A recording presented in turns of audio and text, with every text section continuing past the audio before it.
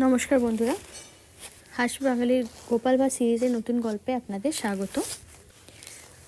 আজকের গল্প হলো রাজার আম স্বাদ করা।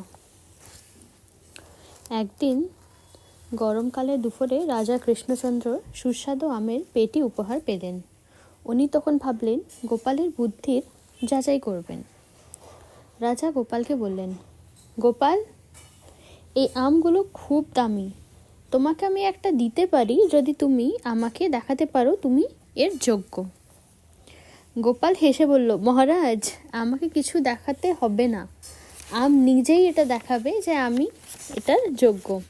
রাজা ভাবতে লাগলেন কিভাবে। গোপাল ততক্ষণে একটা আম ছাড়িয়ে খেতে শুরু করলো অনেক মজা করে।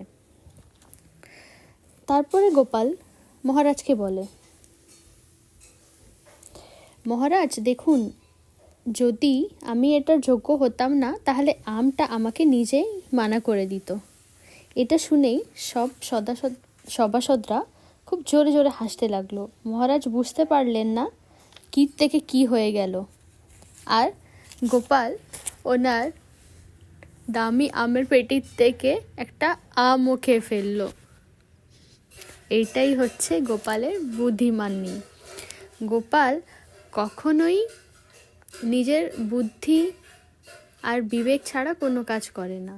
গোপাল সবসময় এটাই দেখিয়ে দেয় যে ও কত বুদ্ধিমান, তাই গোপালকে বলা হয় বুদ্ধির রাজা। আশা করছি আপনাদের এই গল্পটা ভাল লাগলো বন্ধুরা। যদি আপনাদের এই গল্পটা ভাল লাগে, আরও এমনি গল্প দেখতে চান, তাহলে আমার চ্যানেলকে প্লিজ লাইক, সাবস্ক্রাইব আর শেয়ার করবেন। ধন্যবাদ।